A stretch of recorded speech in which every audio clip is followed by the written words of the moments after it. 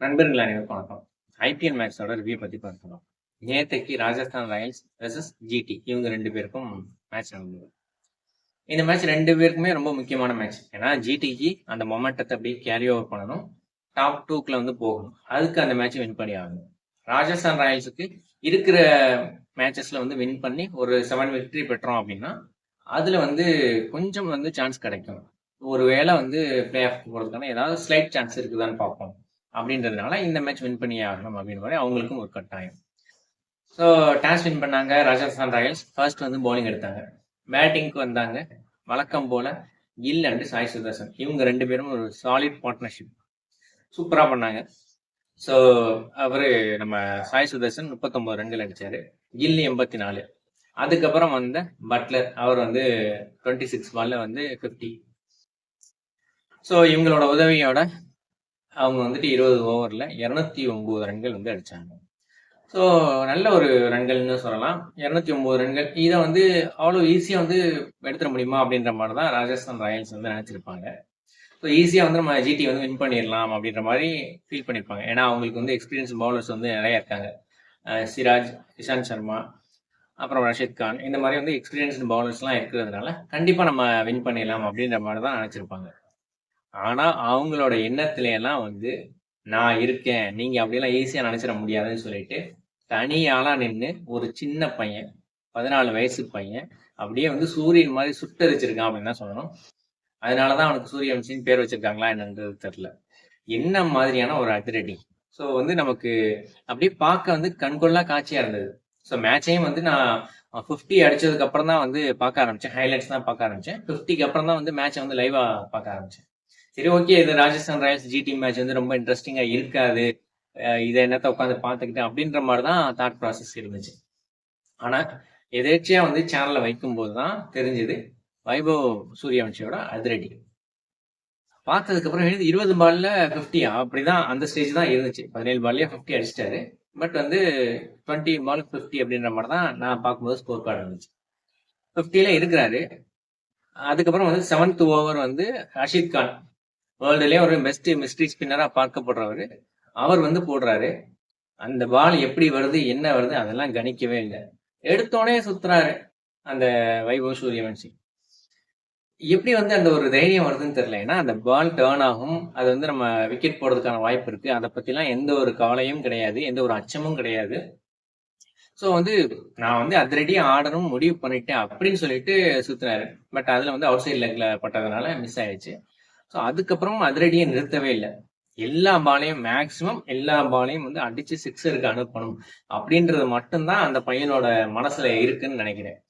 So ரொம்பவே Virender சேவாக்கோட match வந்து நிறைய பார்த்துருப்பான்னு நினைக்கிறேன். ஏன்னா அவரோட மேட்ச் அந்த அதிரடி எல்லாத்தையும் பார்க்கும்போது வீரேந்தர் சேவாக் தான் எனக்கு ஞாபகம் வந்துச்சு.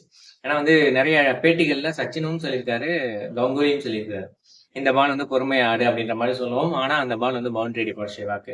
இந்த பால் பொறுமையா ஆடுன்னு சொல்லுவோம், ஆனா அந்த பால் வந்து 6 அடிப்பார் சேவாக்கு. ஏன்னா வந்து பாகிஸ்தான் கூட வந்து 300 அடிக்கிறதுக்கு ஃபர்ஸ்ட் அந்த ஹிஸ்டரியை கிரியேட் பண்றதுக்கு ஒரு சான்ஸ்.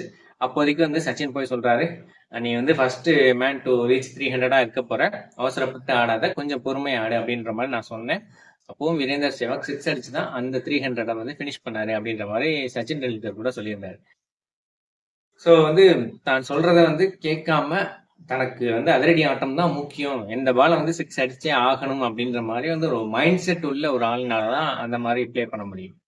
ஏன்னா விக்கெட்டை பத்தி கவலைப்படாம ஸோ வந்து அதிரடியா ஆடி எப்படியாவது அணிக்கு வந்து ரன்கள் சேர்க்கணும் அப்படின்னு கொண்ட ஒருத்தர்னால தான் அப்படி பண்ண முடியும்.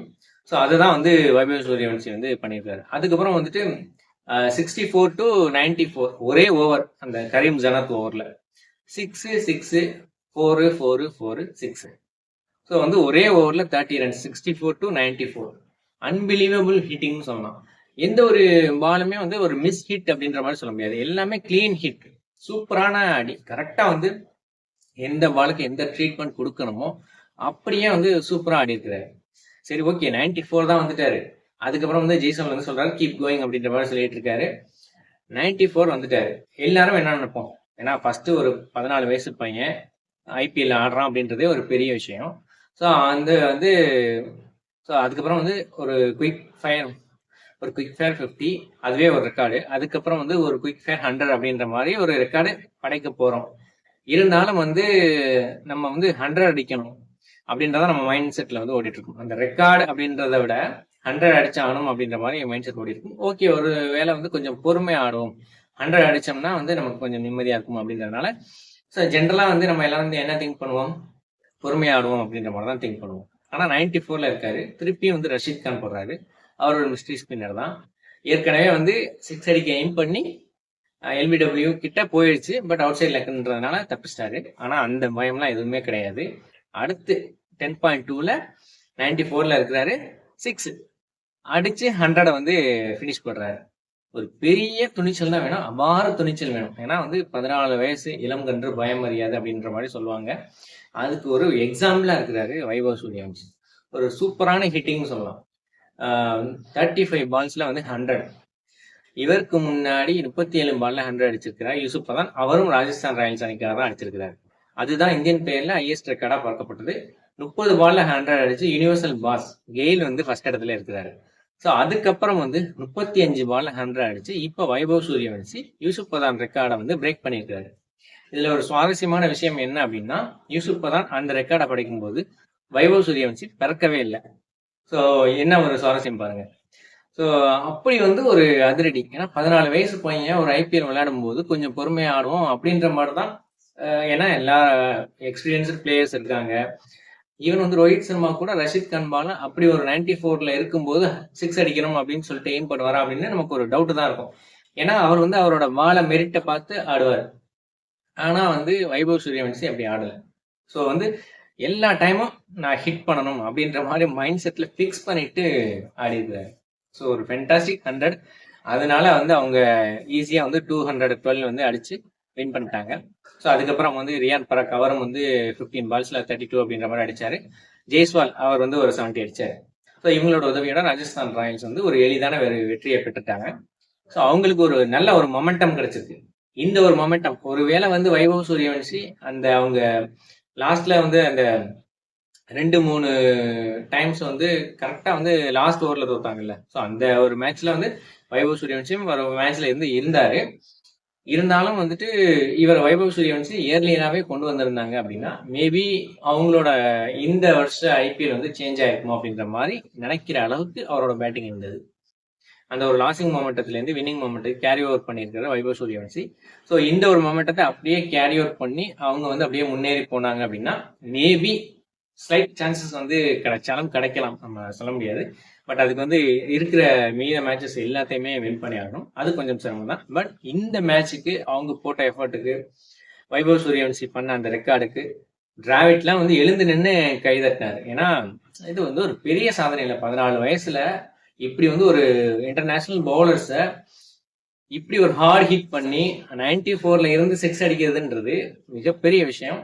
இது வந்து ஒரு பெரிய உலக சாதனை தான். ஏன்னா இதுக்கு வந்து அவ்வளோ ஒரு ப்ராக்டிஸ் வேணும். ஏன்னா 14 வயசுலலாம் நிறைய பேர் வந்து நான் ஒரு பெரிய பிளேயரா ஆகணும்னு சொல்லிட்டு கனவு காண்டுட்டு இருப்பாங்க. ஆனா வந்து ரியாலிட்டியில அதை செஞ்சு காமிச்சிட்டு இருக்காரு ஒரு வீரர். ஸோ இவர் வந்து கண்டிப்பா இந்தியாவோட T20க்கு ஒரு சிறந்த எதிர்காலமா இருப்பாரு அப்படின்றது நமக்கு வந்து நிரூபணமா தெரியுது. ஏன்னா அவரோட ஷாட்லயே வந்து அப்படியே வந்து தெரியுது. ஸோ வைபவ் சூரியவன்ஷிக்கு வாழ்த்துக்கள். என்னோட இந்த வீடியோ பிடிச்சிருந்துச்சுன்னா இதை லைக் பண்ணுங்க, இந்த எல்லாருக்கும் ஷேர் பண்ணுங்க. கிளிக் டு இட் சேனலுக்கு சப்ஸ்கிரைப் பண்ணுங்க. நன்றி, வணக்கம்.